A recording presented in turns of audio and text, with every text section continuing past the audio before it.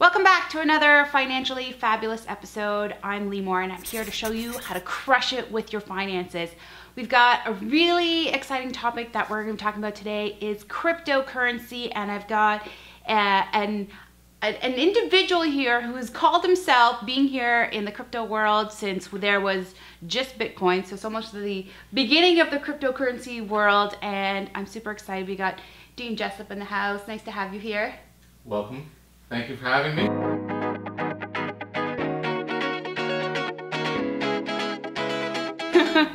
It's my pleasure. So, one of the reasons I wanted to have Dean here is because I have a lot of questions. I know I've been learning a ton about cryptocurrency. Full disclaimer, it's been maybe a handful of months since I've been diving in, but I've been diving in deep because I've been getting a lot of questions about how to convert that into plain English, what to do, what that means. And so I'm excited that you're here and you're going to tell us all about it. But I was just wondering, before we dive super deep into crypto, what were you up to? Tell us a little bit about what Dean was doing before crypto came about so that you were just prepared and ready for the opportunity. I don't think I've ever been prepared for an opportunity, and I don't think most people are. So my past is my father and I used to have a fuel company. We took it from one location to 5 and became one of the larger fuel distribution companies in Canada. Technology-wise, we were always putting computers in the trucks before nobody could do it. Then after that, I went to the University of Toronto and helped them build the accelerator, which was the beta version of Mars.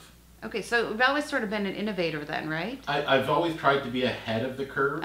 Successfully? Sometimes. Yeah. You know what? You're not going to be somebody that's trying to lead if you don't stumble a few times. And I've stumbled as many times as I haven't stumbled. So that would be one thing that I tell people is if you're not going to try, then don't complain that you're not getting ahead. Yeah. And so, I mean, has there been sort of a motto or something that you've said to yourself when you sort of have fallen and tripped and, things aren't working quite right? Like, do you ever want to give up, or you just... You want me to say what I usually say in front of all Yeah, these people? say what you usually say. I'll do the G-rated version. Usually it's, what did I do wrong? Yeah. What did I do right? Yeah. What am I going to do now knowing what I've just done? Okay. And every time I've made a mistake, I can cross another mistake off the list. And did you spend like a day in bed? Because that's what I do sometimes, and I'm like, oh shoot, I can't believe that happened. I wallow a little bit and then bottles of scotch. All right, so whatever your vice is. And so were you, I guess, working with your dad, you had this technology, you were involved in this new beta, and what happened? Like, what was your first introduction to the crypto world like? A very good friend of mine, Steve, who I'm now partnering with, back in 2009, I remember he came to me, we chatted over coffee, and I say coffee, but you can put whatever liquid you want into that. Yeah. And he kept on saying, there's this new thing, it's not tangible, you might be able to trade it for something tangible later, it's called Bitcoin, and we need to get in. And when was this? Probably spring, summer of 2009. Okay. And Bitcoin started the early part of 2009. Okay. So had you been doing a lot of investing financially before that opportunity, or were you somebody who was always seeking to grow your money, or did this kind of come out of the, tell me a bit about that.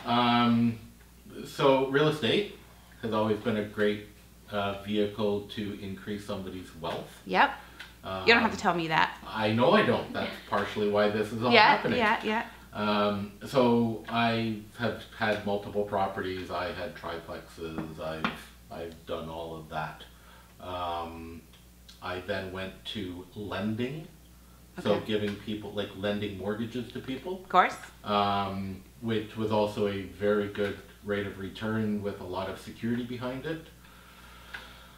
So the investing side has always been something. Cryptocurrency, when it started in its infancy, had nothing to do with investing. It technically today still has nothing to do with investing. And I've actually heard you say that before. It's not investing. if you're buying crypto? Is that because of the official terminology or? Well, no. So what I've been telling people is if you go buy $1,000 of US money Okay. and you put it in your bank account because you're going to go to Florida in 6 months, if that US money has gone up and you cash it back to Canadian because you needed it, that $1,000 might have been $1,010, $1,050. Well, that wasn't an investment. That was just a byproduct of what's been going on. I love that. So Cryptocurrency is the exact same idea, right? You do not get into the cryptocurrency world if you're just looking at investing, day trading, long-term, holding, whatever term you want to use. You get into cryptocurrency because you understand or at least envision that the world is going digital. Most money now isn't paper. So that's a really interesting distinction because in sort of the personal finance space and the sort of mainstream, those of us who didn't start buying Bitcoin back in 2009, often talk about it as a means of investing or as a means for growing our, financial net worth. So you would really call that more of a byproduct rather than its sole purpose? By virtue of the fact that it's a currency. Correct. Yeah. Okay. It is truly a byproduct. It is something that happens, which is also why people say in the crypto world, you hold. You're holding because it doesn't matter whether a cryptocurrency goes up or down, you still have the same amount of cryptocurrency. So then why would you hold it? So like I hear a lot of people, in the traditional investing world, I buy stocks and I'm going to hold them, whether they go up, they go down. In the long term, they're going to go up. I'm going to retire and everything's going to be all great and dandy. So people are sort of longer term holding in other investment vehicles for that. When you say you're holding in crypto, I know you just gave that definition, but can you maybe say that one more time, maybe in slightly different words so it sinks in a little more? If you're holding in cryptocurrency. Yeah. So the difference is when you're looking at something in a crypto or digital currency or whatever term you want to use, it doesn't matter whether, and we'll use Bitcoin because that's the big player that everybody knows about. Everybody knows about it. If Bitcoin goes up 10% today and drops 8% tomorrow and goes up 20% next week and then goes up another 5% and then drops 20%, if you're day trading, Yep. you care what that value is of dollar. Yep. Once you turn money into crypto, it's not money anymore. So of course, in its absolute value, like if I have 50 Bitcoins, okay, or if I've got 5 or 100, doesn't really matter. Let's say I got 50, just because it's a nice round number.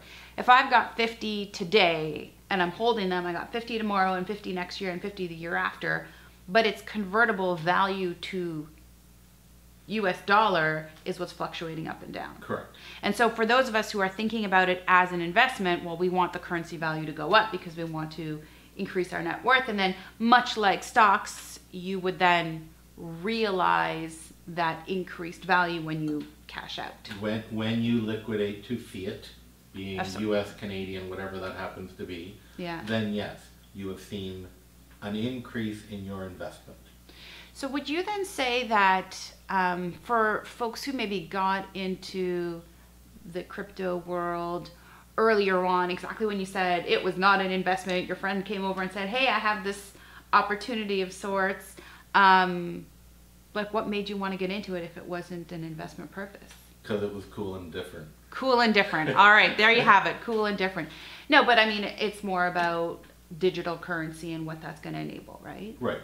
So backing up for a couple seconds. Yeah. So when I helped build the accelerator at the University of Toronto, they gave after we built it, they actually gave us the availability to be there and use the University of Toronto's contacts to do things.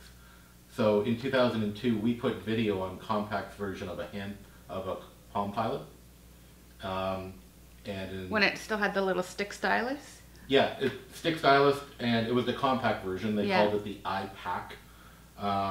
And Compact came to us and gave us 30 of these and said, you shouldn't have been able to put video on this. How did you do it?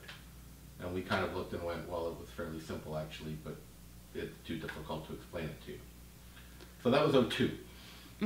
But I think what I'm hearing from you, and jump in if I'm not interpreting it properly, but part of the attraction for you was, hey, here's something new and exciting that I can be a part of. Maybe there's some financial gains, but it looks like there's a new way that the world is moving from a currency perspective, and bring me in, sign me up as an early adopter.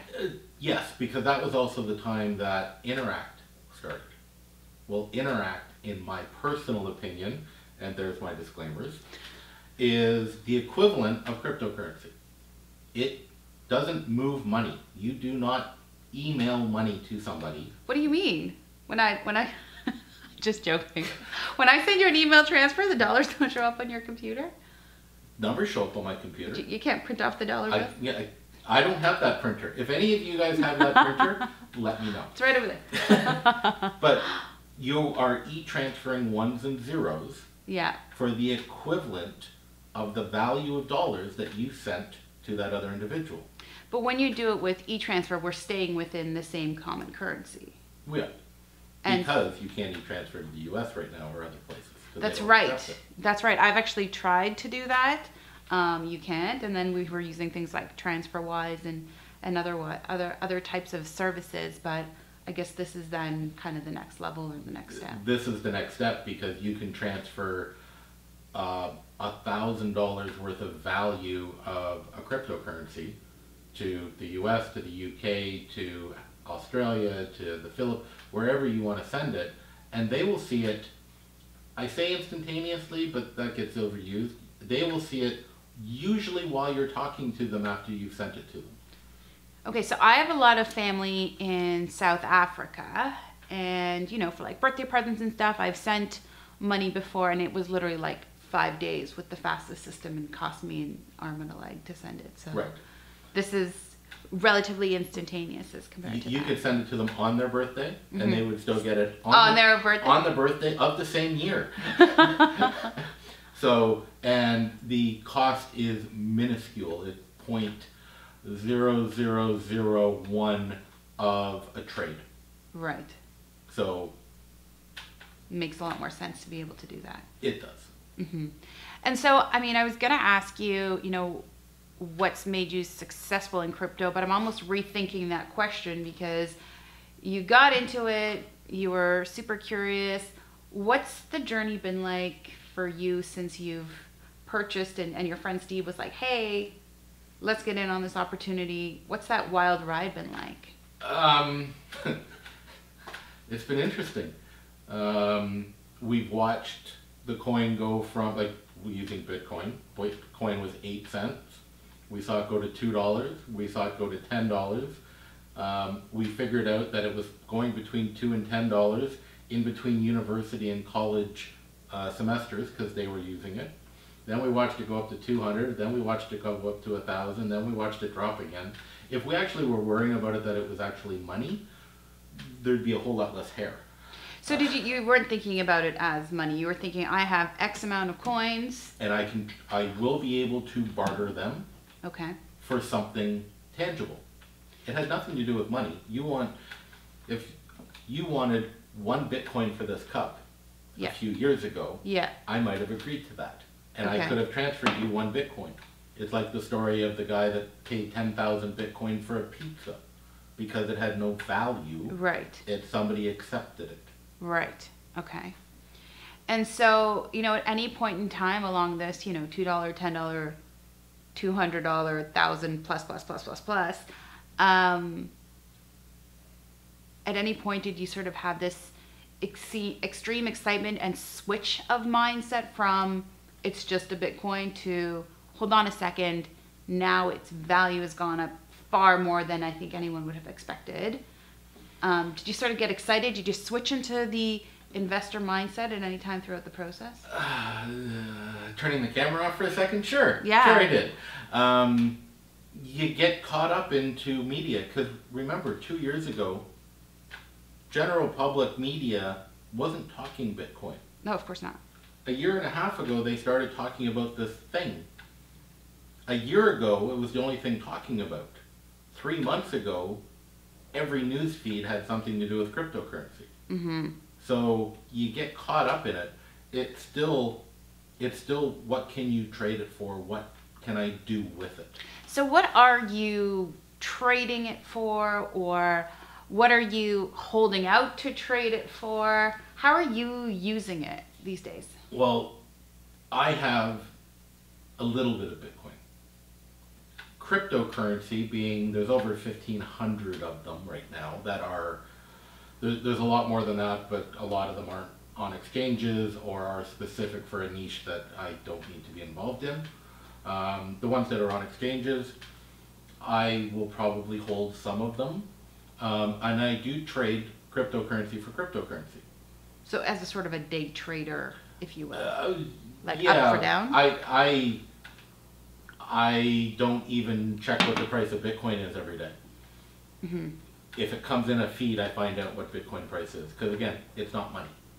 Right. And if I think about it as money, that might change the way that I envision what the world's supposed to look like. So you're mostly then bartering it within the crypto world. You're not bartering it for products and services en masse, or are you starting to do more of that? As of right now, Bitcoin is about the only coin that you can barter for something tangible. There's over 100,000 websites.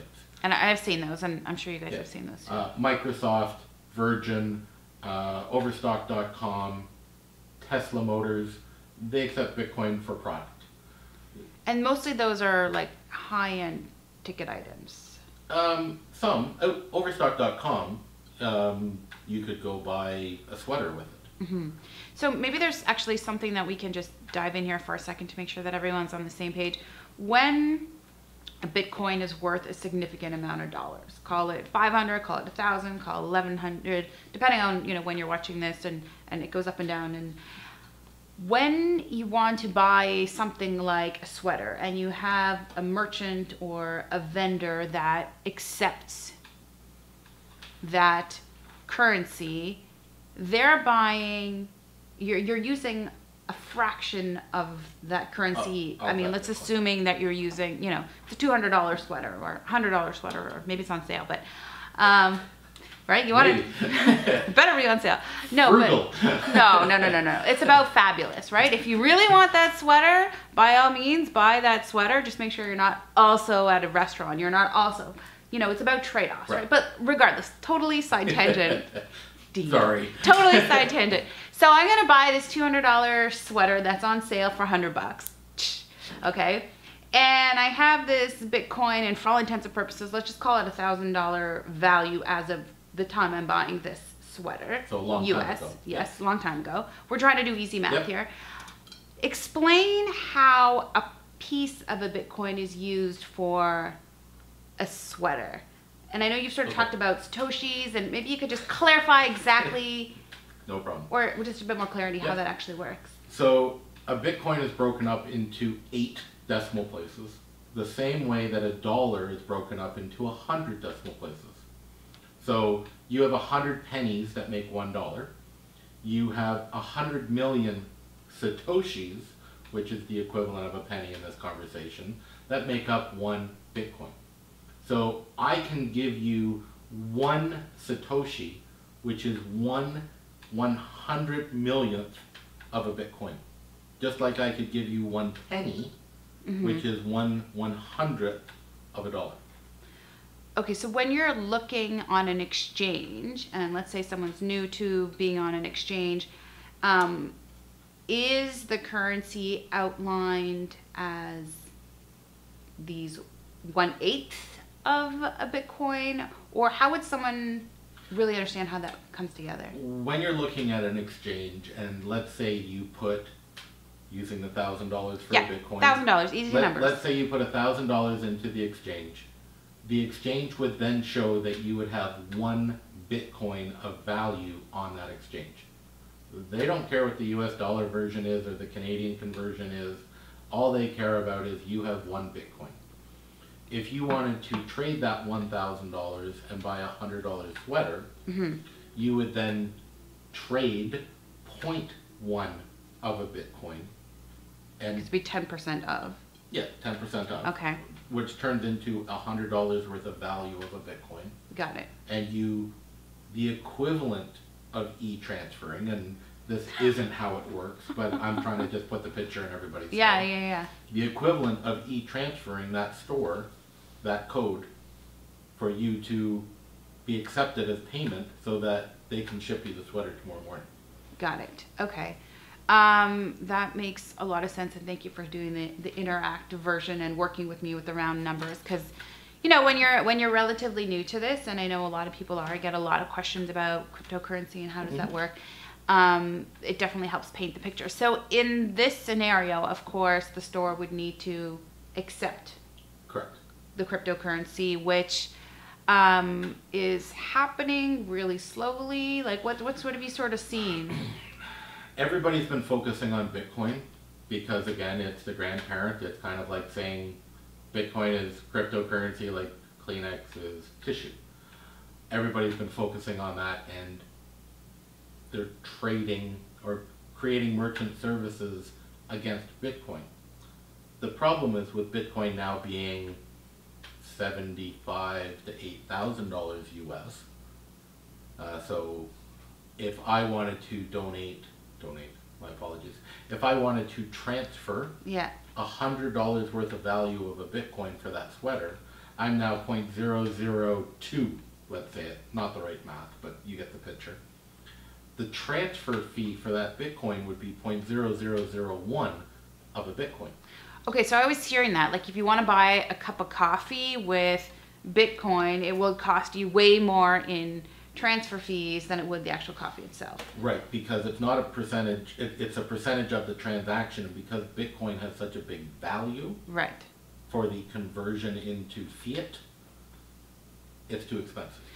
Okay, and this is where enter stage left, other currencies, Bitcoin Cash, all that kind of stuff has come into play.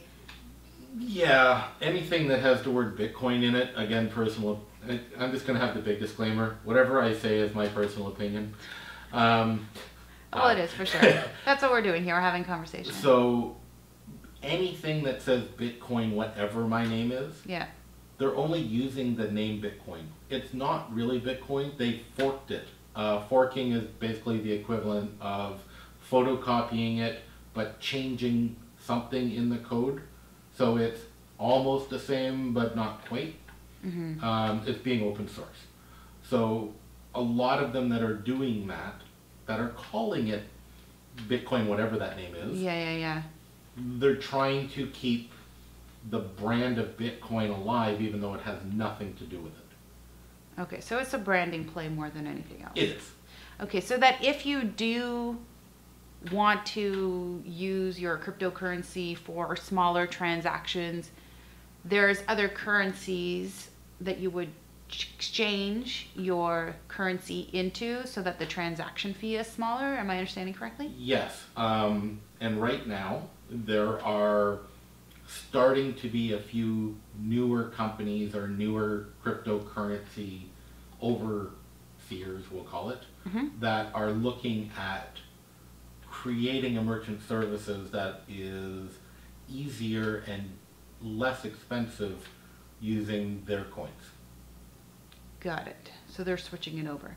Now you made reference to the fact that there's something like 1,500 coins and tokens and currencies. Did I hear that properly? There's about 1,500 that I would classify as semi-real. Yeah. So what are those? What's the difference between a token and a currency and a crypto project? How much time do we have? Well, just give us kind of the shorter version. I know that there's kind of, everyone's probably trying to find their way in, but how would you really differentiate between them? Well, personally, how I look at it is a token is something, it's usually an Ethereum based, so it's a fork of something Ethereum. A lot of them are ERC20s. What's an ERC20? It's a fork of an Ethereum that people are now easily able to fork again to make their own coin. So a photocopy of a photocopy of a photocopy. And they'll create something if there's already a coin in existence they'll create a token to be used over top of that to give it use. Okay. What's the point of this photocopy of the split off of the left lane turn off ramp? If I could figure that out, I would let you know. It's something that I personally don't believe in, but... Okay, but it's something that's happening... It's happening a lot. A lot. And are they all at different values? Are they all on exchanges? They're not all on exchanges. There are some exchanges that will not accept an ERC20 token. Okay. And that should tell you that all by itself. Okay, so let's maybe just talk about how these exchanges work, who governs them, how does it kind of, because if half of these sort of currencies and tokens and projects are not even making it onto the way people buy and sell them, if I can use those words, like how does that whole thing work? I love that you took a really deep breath. And that means we're asking really good questions here. You are. These are phenomenal questions. Well, these are the questions that I'm getting, and in all my research, I'm doing my best to try to, create an aggregated and most accurate answer. But one of the things that's been kind of interesting, at least for me, and this is time for you to think of the answer, by the way. Yeah. Is that I haven't found that there's as many, here is the go-to person, here is the expert. When it comes to a certain type of real estate, there's someone who's been doing it for 20 years, has this kind of results to prove. That's not to say that there aren't some people who are doing extremely well in the crypto world, whether it's on purpose or by accident. But, trying to help create an understanding of what's really going on, so that when people are asking questions and they're considering it as an investment, but now, we're going to start thinking about it a little bit differently. How would you talk about these exchanges? Well, I actually was reading an article yesterday. There's now over 500 exchanges in the world, where a year and a half ago there was 40. And are they all legit? Sure. I don't know. Okay. So my answer would be probably not. Okay. An exchange would be the same. It optically looks like any trading platform that you would use now for any stocks or bonds. Okay. It's not, but optically that's how it looks. Okay. The trading platforms that actually have some very good volume, and I think the top trading platform on a 24-hour basis does $1 billion US a day in value. The top 50 are doing between 20 and 30 million dollars a day US in value. And they get a small percentage of every trade. They would see, in the crypto world, it's usually a 0.2% of each way trade. Okay. So I always say to people, it's roughly half of 1%. Okay. If you look at these exchanges that are making that are doing $20 million a day in trading, and they get 0.5% of that as their profits, they're not going anywhere. Right. And is that why there's more exchanges popping up? There's more exchanges popping up because either people are trying to get in and maybe allow coins that aren't being allowed at some of the bigger ones to be able to be traded. So let's say I wanted to create an exchange. Is that easy to do? I mean... Well, there are white label things that you could buy that call themselves exchanges that I don't know if I trust the security of. Okay. But yes. Or you could have one coded and created, and as long as the security is there and built properly, of course it can be. You know my gears are in motion here, even though I'm likely never going to do this. It's just the way I function here. Yeah. Okay, so real estate fabulous, crypto fabulous, crypto exchange fabulous. Hey, you never know, right? Never say never. This is how real estate came about for me. I saw opportunity that I thought made sense. I'm obviously a long ways away and can't really see this happening, but just thinking it theoretically. So we've got all these exchanges. Let's say you're somebody who's relatively new to the world of crypto and you want to get involved.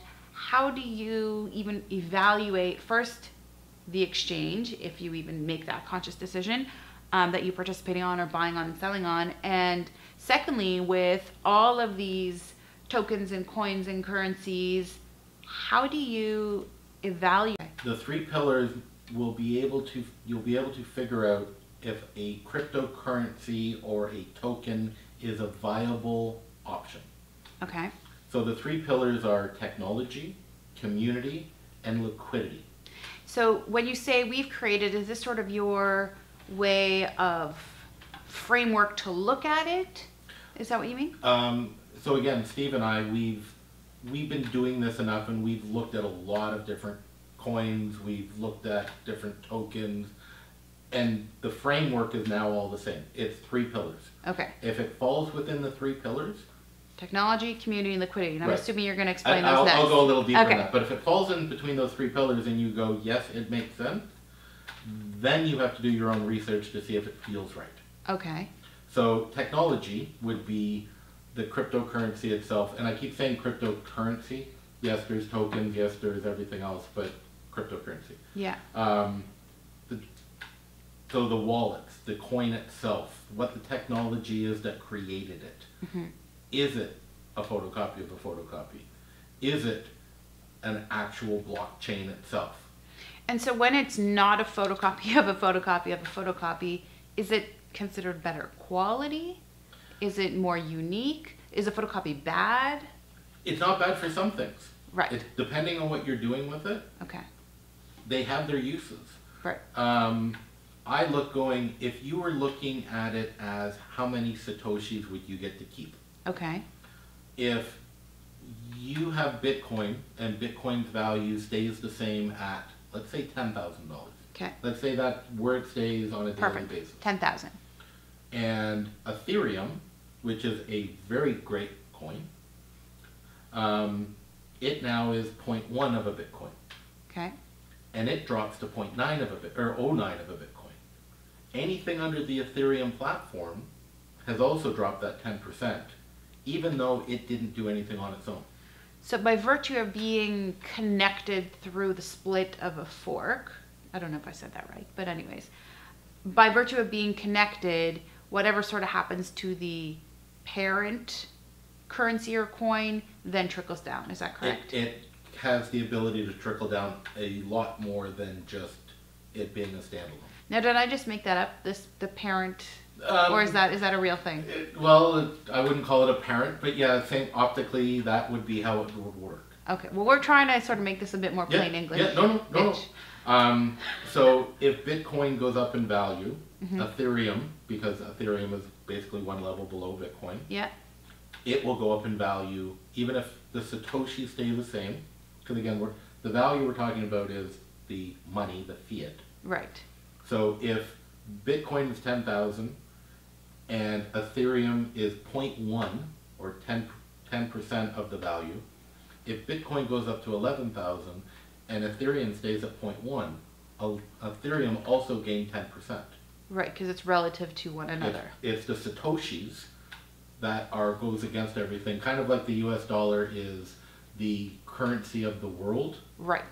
The Satoshi or the Bitcoin is the value of the world, and the Satoshis are the price that goes against every cryptocurrency. Got it. And so is it always going to be that way? Like against the Bitcoin? I can't answer you that. You don't have a crystal ball? Okay, but for now... If I did, we'd be having a different conversation. Yes. I knew you were going to say that. But really, for now at least, it is sort of the... Correct. Kind of like the US spine dollar of the currency. for now. Yeah. Is the world currency that everything goes against. Yeah. Bitcoin is the cryptocurrency, world currency that everything goes against. Got it. Okay, so I took you on a tangent because we were still under the technology umbrella. Okay, so yeah, you got to look at the technology itself. Yep. And that entails, is it a photocopy of a previous? Are there other elements of the technology, like the wallet and other things like that fit into it? The way it was built is the technology. So if it was a photocopy, again, there's nothing wrong with that. Mm-hmm. It just depends on what it's being used for. Okay. So if it's been created and it has its own blockchain, which is kind of the equivalent of Bitcoin, then it's a standalone. The only thing that it has to worry about is the value of Bitcoin. Got it. And it has its pros and cons as well. Right. That's more where I believe in, is the actual coins that have their specific wallets that are only below Bitcoin, that you look at and have their own blockchain and their standalone community, which is now the next step of the pillars. Okay, all right, so we got the technology piece. So you want to look to see whether it's a spin-off, if it's on its own, it's got its own blockchain. And there's times where it can be good and there's times where it can be bad, but you have to understand. And actually, I think that's a big part of getting involved with anything. So I kind of want to say it's a component of investing. We're now not calling this investing per se, but if you don't know what you're doing and you don't understand, it doesn't make sense to get involved. But you know, if you're going to jump in with both feet, you better have a manual and understand what you're getting into, even if you're not understanding everything that you're getting into. Yeah. You do as much research so that you can make the decision so that you feel comfortable in whatever that decision is. Of course. Okay. And hindsight is always 20/20. For sure. Stop looking back. Yeah. For sure. I tell that to everybody. You don't look back. You can't change yesterday. Well, because I'm sure you're hearing this. I mean, it's so mainstream. Like, if I'd only got in at this point or that point, and of course that's thinking about it from an investment standpoint. And you know, guilty as charged. I mean, I'm now involved in cryptocurrency. What's the right word to use? I've purchased. I'm involved. Acquired. I've acquired. I say acquired because then. Okay, so I have now acquired cryptocurrency. You know, and I mean, from my perspective, it would have been great if I had acquired it at an earlier phase where it's, you know, trade to fiat would have had a higher significance. But you know, none of us can go backwards. Is exactly what you're saying. Okay, so in the community, how does that piece come into play? So then the community is everybody that believes in it. So the more people that have heard about a coin, the more people that believe in what it's trying to do, there can be multiple, like, we'll go to Bitcoin. So there can be multiple communities inside of one coin. Bitcoin, again, being the biggest one, has so many different communities. And I mean communities as in, so we've talked about Tesla Motors taking it. Mm-hmm. Well, that's automotive community. Mm-hmm. Overstock.com, well, that's shopping community. Mm-hmm. Virgin, well, you can go to space. You can hop on the space shuttle for Virgin, paying Bitcoin, and go to space. That's somebody that wants to go up into space. Community. There's other words for that, but you know. So there's so many different types of communities, and the more communities, the stronger the coin. So you want to have multiple communities with the same coin, and in this particular example, it's communities based on where you can use that coin. Use it. Either trade it between each other. Okay. And then the exchange also you can exchange on. Mm-hmm. But the community is talking, so if you and I wanted to have an ABC coin. Right. And we've agreed that we have a fabulous coin instead of an ABC coin. I should have thought about that. It's all good. We have a fabulous coin. And it's sparkly and everything else. All right. Moving on. So the fabulous coin. Yeah. You've now told everybody that you are going to donate a fabulous coin that everybody that watches your video. Okay, so if they watch my video, they get a coin. They get a coin. Okay. You've decided that. I've executive And I'm going to hold her to that. Sounds good. So now your community of thousands of people have a coin. Mm-hmm. You now have a store that is going to accept the fabulous to get the $100 sweaters. Right. They can now use the coin, and it's probably not worth $100. Mm-hmm. So they're going to want to need more coin. Mm-hmm. Mm-hmm.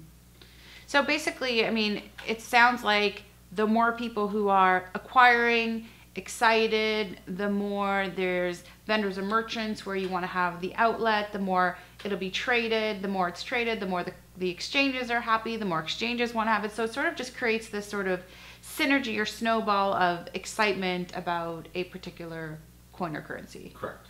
Okay, perfect. And so you mentioned that there's different coins or tokens, and I'm actually going to ask you the difference about that afterwards because I noticed we've said that a number of times. There's a number of different ones that you've said, oh, they're specialized, that's great, but that's not for me.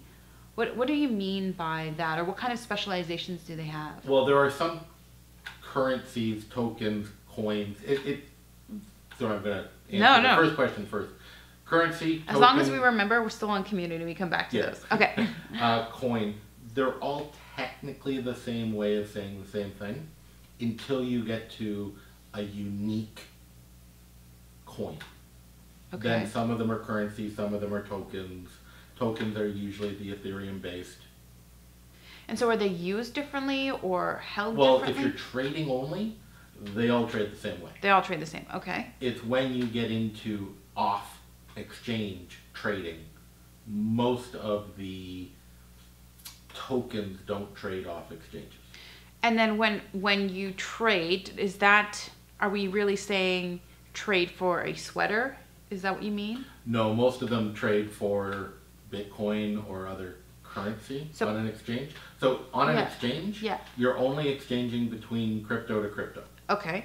So your Fabulous coin and your ABC coin and your WXYZ coin, you're going to trade your Fabulous coin for those coins at different values only because you wanted to. Because I wanted those coins for some other reason. For some other reason. Okay. So that's where the exchange comes in. Okay. The community is partially the exchange. All right. But the more important part of the community that finally the crypto world is starting to see is the off exchange. Okay, tell me more about the off exchange. Well, the off exchange would be the merchants that are going to want to accept it. Okay, got it. So that's sort of where I was going to, but not very eloquently, whereas I could then buy the sweater at the store because the store would accept the currency. Correct. Okay. And so is that sort of where the liquidity is going to? That's part of it. So all the coins on exchanges have liquidity. Okay, but in the community aspect, I've got the community of the users and the community of the merchants or the acceptors. Correct. Or the exchanges. So then it goes over to the liquidity aspect. Okay. The more merchants you have, the more liquidity you have. The more exchanges you're on, the more liquidity you have.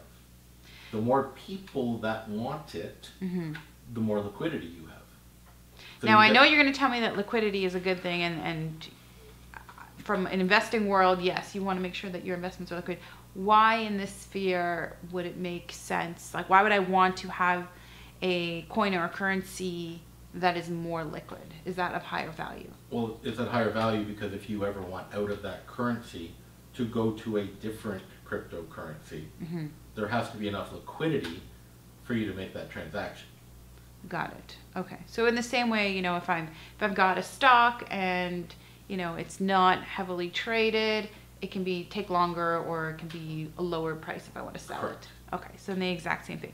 Now, if we go back to the beginning of our conversation where you were saying, you were purchasing or acquiring coins or currency to be able to hold it but then use it, I'm assuming that liquidity is where we're going to have even greater need or use of this in the future.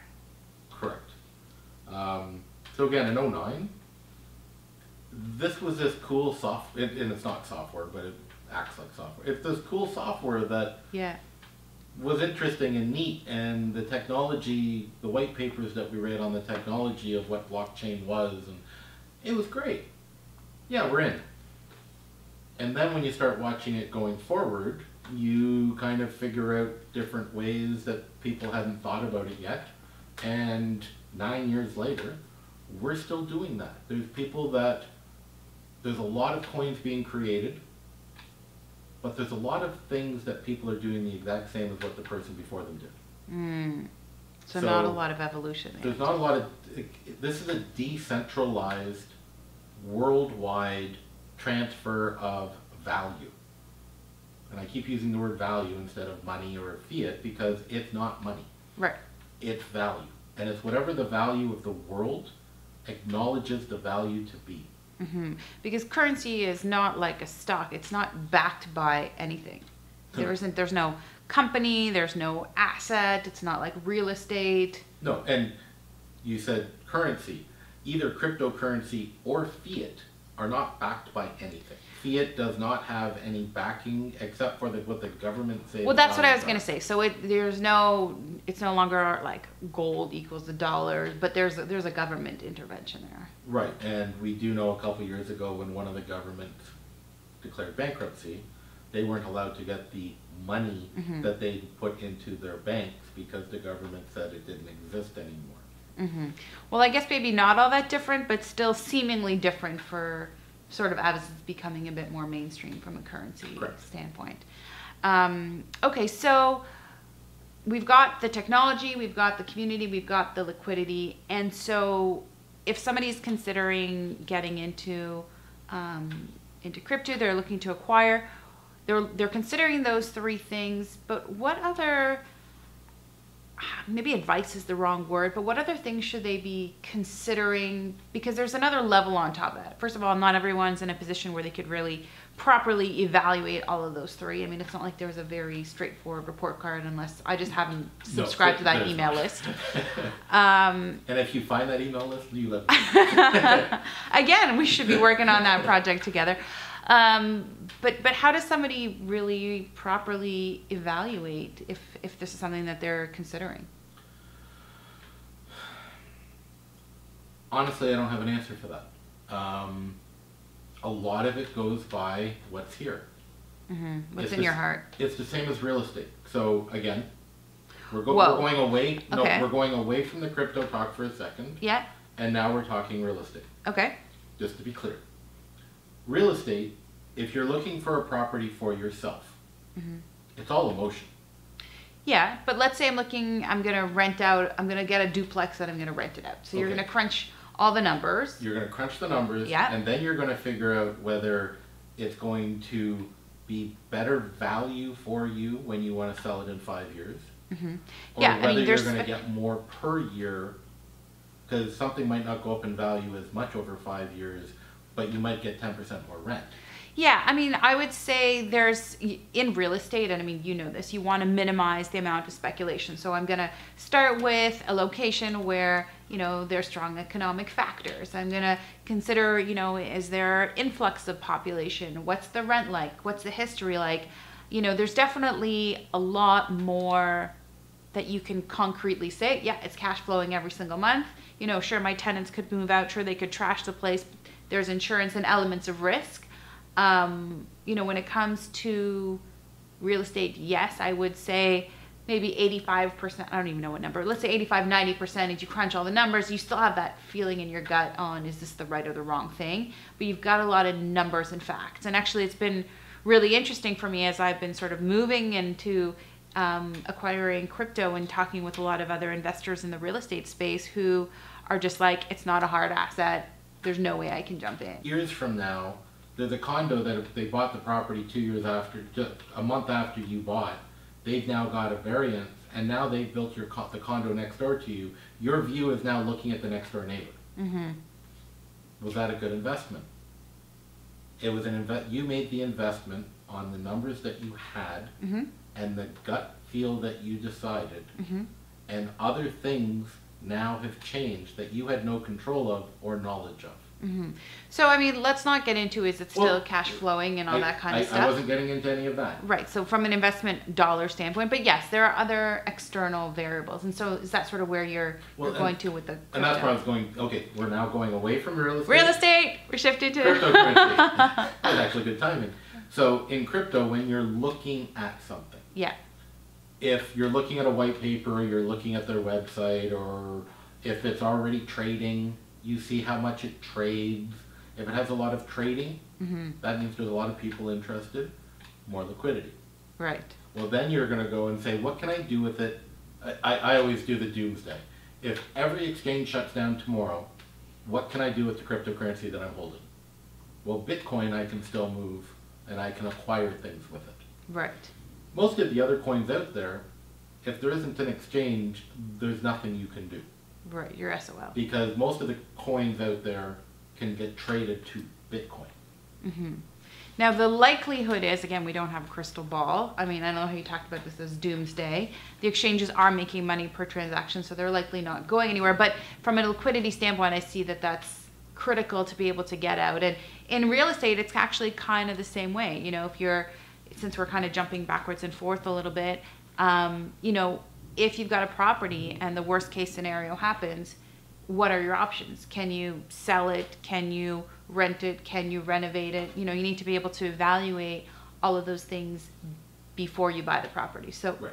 similar in that vein. It has a lot of similarities to any of that I word that we're not talking about. Yes, the investing. It just, there is no hard asset. There's not usually a company behind a cryptocurrency. Yeah. There's not usually people that stand up and say, hi, we're part of this cryptocurrency. It's all... Because everyone likes being anonymous. They like to be anonymous because they don't want to put their... I'm not even going to finish that sentence. They like to be anonymous for whatever reason they like to be anonymous for. Yeah, totally. So there's more changing going on a daily basis to more regulation, which isn't a bad thing to a point. It should still be decentralized. The government shouldn't be able to control it like it controls a currency now. But there still needs to be a little bit of governance that says, here's what's right, here's what's wrong, here's what's illegal. Oh, absolutely. I am 100% agree with that. So I'm in agreement with what that part is. Some of the others are not so much, but I digress. So when you're looking at a cryptocurrency and you want to get in, and let's call it, we're not going to call it the fabulous coin because we already know that she's fabulous and we would all buy. So let's go back to the ABC coin. Right. So you're going to go to the ABC Coin's website. You're going to see if it's traded anywhere. You're going to go on that trading platform and just watch. You're going to say, oh, look, it goes through 3 Bitcoin a day. Well, at $7,500 US, that's what, $25,000 roughly a day? Okay, maybe. That could be okay. I can get out if I only buy a little bit. Can I use it anywhere else? That's the question that's coming out in 2018. That is the question that's happening because there's now merchant services that are just starting. So can I take this ABC coin and go get a coffee? No. Is there any coin I can go and do a coffee? Yeah, Bitcoin, but it'll cost me more than the coffee. Fine. XYZ coin, I can go and trade it for a coffee. I can trade it for a muffin. I can trade it for a hotel stay. Okay, that has more value to me outside of the exchange. I now am going to hold that. Interesting. And then if its value goes up, great. If it goes down, great. You're still trading that. I'm trading the coin. Right. So its value is not as important. It's always important. Right. But not as important as everybody's been led to believe over the last year of media. Right. So you've actually been involved at the creation of a number of coins and tokens and projects and currencies since 2009. Tell us about the latest one. The latest one I'm kind of proud about. Kinda? You're really proud of? Just a little proud. It's called Niko, N-I-K-O. It was created by a company, and they actually stand behind it, Nikola Tesla Unite. Federally incorporated company. Yes, you heard Nikola Tesla correctly. They are the company that the museum, Nikola Tesla Museum, and the foundation have authorized to use the name Nikola Tesla to create a cryptocurrency. That was a lot of words. No, but that's really cool. This is one of the first times, if I'm correct, that we're seeing a brand really step into the crypto world and putting their name on it. Is that correct? That is correct. Most of the coins out there have not been created by a brand. Even Bitcoin. Bitcoin wasn't created by the brand. Bitcoin is now a brand. But it wasn't like the Coca-Cola coin. No. So, and I don't think they have one of those. I should call them. So, I'm working on the fabulous one. So Niko is a standalone wallet. It is downloadable. You can go to the website niko.eco, E-C-O, Niko.eco, kind of a funky email, or website. You can download the wallet. There is now a mobile wallet and an Android app that goes with it. So you can be carrying around on your phone, and the merchant services that we have created, we already have some merchants that have been looking at it. So you're going to be able to use your phone and swipe it just like you would swipe your Visa card that is on your phone, and pay for whatever you wanted to pay for. So it sounds like you're really taking your own advice to heart, saying, the technology, it sounds like with the wallet, I'm assuming it's not a photocopy of a photocopy. It's not a photocopy of a photocopy. No photocopying whatsoever? No. Okay. And we can talk about the community in a moment, but with the liquidity, it sounds like this is a currency that you're working really hard and taking great steps to make sure that people can actually use it. Yes, and we're focusing on outside of the cryptocurrency world. Okay, what does that mean? Well, there's two worlds. The people that believe in cryptocurrency and that are in it, which are on their computer, and then there's everybody else that reads about it, that don't understand how to get in or aren't too sure what to do. So we've actually, I found out last week, so we sponsored a P3 race car, and I have to get that right. It's a prototype race car, which is one level below F1. Everybody knows what the F1 cars look like. This is one of those, it looks like that, only it's enclosed. We're the title sponsors. We're the title sponsors using cryptocurrency as a sponsorship. The team that allowed it to be accepted as title sponsor accepted it in crypto. So they're accepting cryptocurrency. They accepted cryptocurrency, and they are the first racing team that we know of, and we looked, that has accepted cryptocurrency as a sponsorship. So are they now encouraging that you can buy tickets with crypto, or? We're working on that. Okay. So that whole ecosystem of racing, and people always say, why did we do racing cars? Mm-hmm. Well, everybody likes racing cars. Mm-hmm. It's in the news, there's television. So as a branding, it's great. Mm-hmm. We're trying to get the word out, and not just for Nico. We're just trying to get the word out for crypto that there are other things that can happen other than trading it. So what other things have you done, or are you guys working on that you can share that you could use your cryptocurrency for? We have a charity in Ontario that is accepting Nico for a charitable receipt. So you donate Nico, and they will give you a value of what it's worth at the lowest value of that day. They will give you a tax receipt that you can use for the following year's taxes. So personal taxes or corporate taxes or Either any of that? Interesting. Well, that's another really interesting one. I'm sure that there'll be a lot of charities who will be eager to get those dollars or those currencies. We've had 5 more charities that we're in conversations with right now, and we'll accept all of them.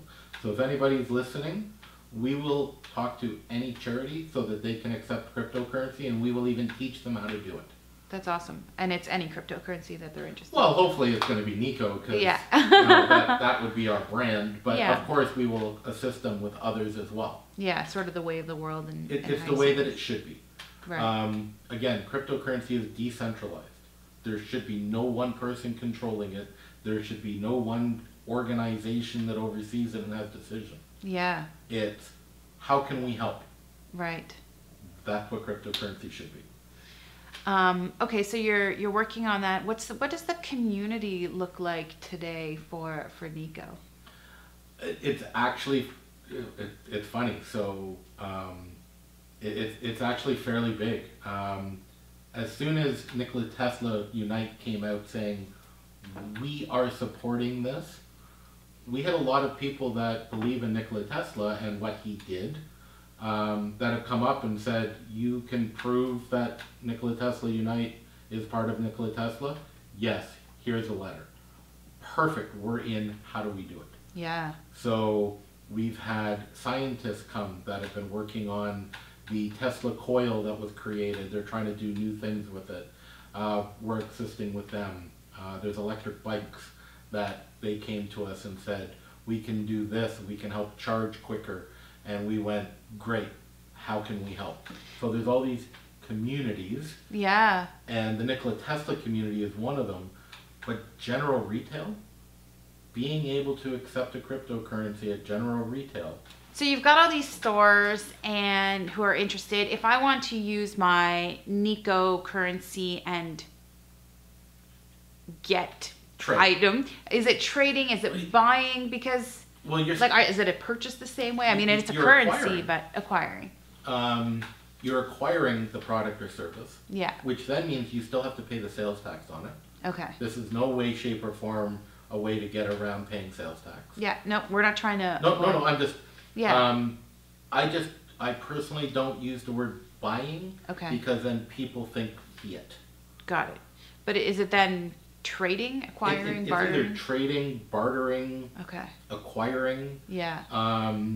Because even with barter, you still pay tax on barter. Yeah. So again, everything above board, just moving the words around a little bit, just so it doesn't get confused with... No, and I really appreciate that because, I mean, this is a whole new world that requires, you know, a new set of vocabulary because it's doing things differently. So, okay, we'll use trading for now. You know, I'm going to the mall to go trading. You know, that's exciting. I can't wait to say that one day. But yeah, no, so that really essentially gives us a lot more opportunity. And so then in that instance, if I have a currency, and we'll just use Nico for the moment because that's the one that you guys have developed. If the value of the Nico goes up, mm-hmm. let's say it starts at $50 and I'm going to buy that same sweater that's still on sale for $100. If the value of a Nico is $50 today, I would need 2 Nico for that sweater. Correct. But if the value of the Nico goes up to $100, I would really only need 1 Nico. Correct. So that in that sense, is it possible that my purchasing power goes up if the value goes up? Exponentially.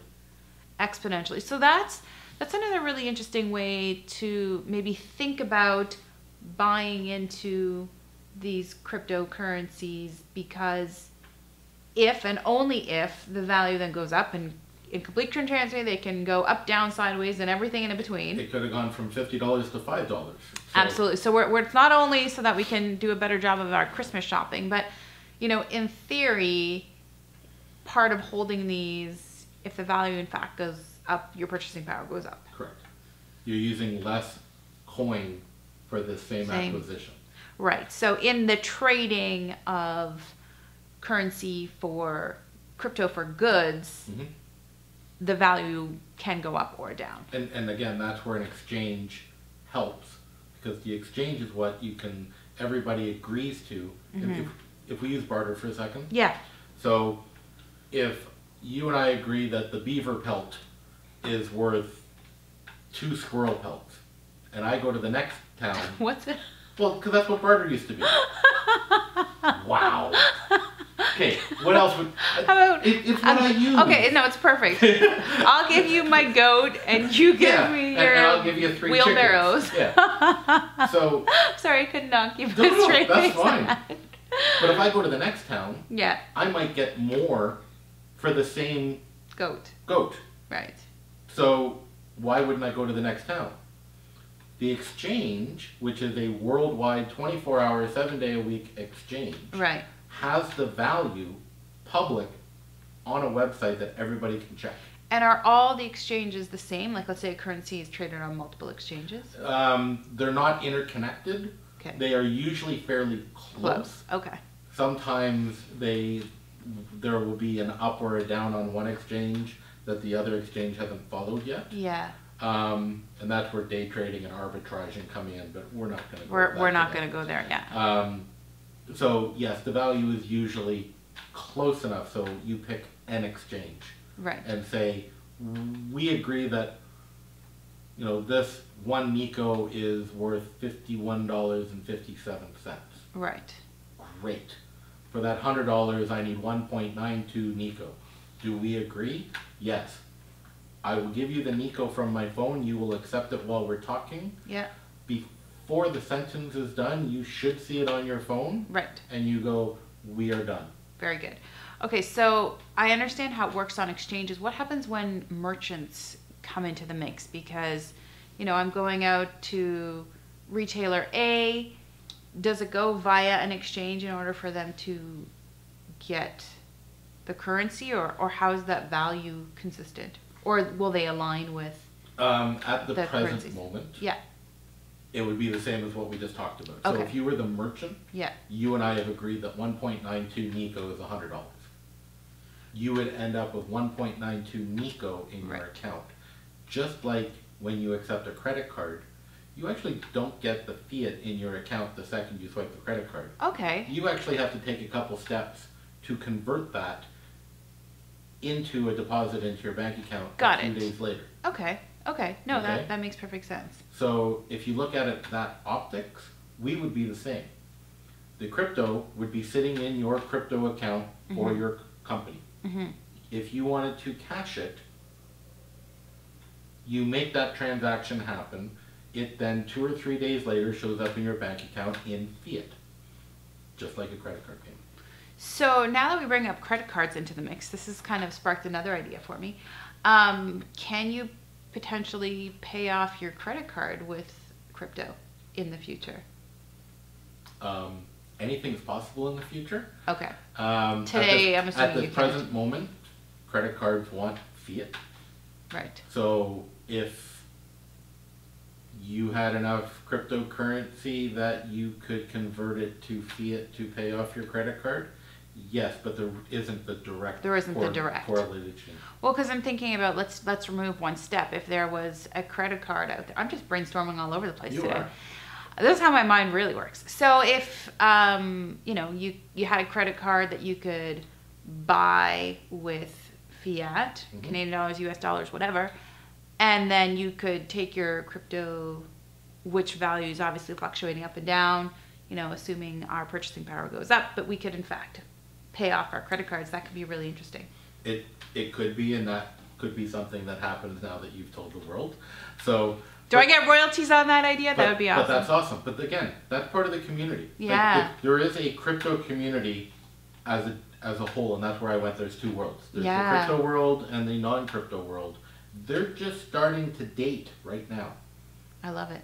So the dating process will create a whole bunch of things that nobody's even thought of. This is so super cool, and I'm really glad we're having this conversation, because I think a lot of the conversations around crypto and Bitcoin it's investing, A, and B, shoot, I didn't get in, and is it going to go up? But I think that there's so much more that's maybe coming to the forefront now, and I appreciate that you're sort of bringing this forward. I appreciate being here. This was great. Yeah, this is really cool. So a couple of just questions for you. I know that crypto is not investing, but I'm just kind of curious on sort of a financial standpoint, because obviously, there's been some benefit to you when the values have gone up significantly, even though that was not your intention. Is there any part of this process that has sort of really made you think about investing differently, maybe even in other worlds? Like, has this given you a different spin on even some of your real estate? I'm not sure how involved you still are with that. I'm not. But it did. So if I put my investing hat on and I go away from my crypto world for a minute. Let's pull you back out of there. Yeah. Well, I do bounce around. I do have for sure. ADD when it comes to business. I guess I do look at things a little different. I underwrite more. So in the crypto world, you have to underwrite or do your due diligence or whatever term you want to use. In any other thing that I've been approached on, I underwrite it probably with that different spin, with the crypto hat kind of far enough away but close enough that... So you're looking at things from different perspectives. Yeah, and it doesn't, at the present moment, the two worlds don't collide very well when you're investing, when you're not talking crypto. Right.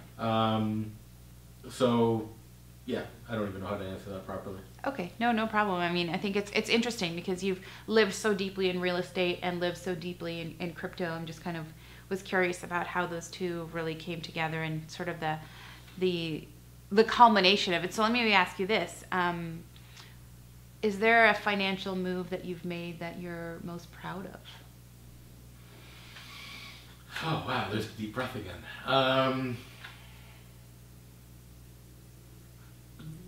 There's been a couple things that I'm extremely happy that I did. Financially, they might not have been my best decisions. but it helped here. And it also helped up here with the decisions on the good or bad that I did to make me the person I am today. That's a great answer. That's a really great answer. So before we wrap this up, I mean, I want to just thank you for being courageous and for delving into a world that is, you know, so new to many of us, and helping us to really understand, you know, that there's so much that we can do with crypto. And I like how you said that, you know, the digital world and the real world, if I can call it that, you know, are really just starting to date, and that there's so much more opportunity out there. And I know you're one of those individuals who's making that happen. So appreciate that. Well, I have a lot of people around that that have mentored me, and again, Steve is somebody that him and I, when we put our brains together, there's some really weird things that happen. And some of it magical, right? And some of it works out really well. Yeah. So that's awesome. That's cool. So, you know, if there's anybody who's, you know, been watching this or listening along here, and they're interested in learning a bit more about Nico or finding out what you guys are up to, where's the best place for them to do that? I would say probably the best place is nico.eco.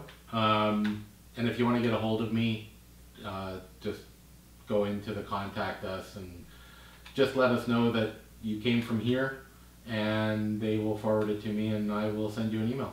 That's awesome. Fantastic. Okay. Well, thank you so much for being here. Thank you. I really appreciate it.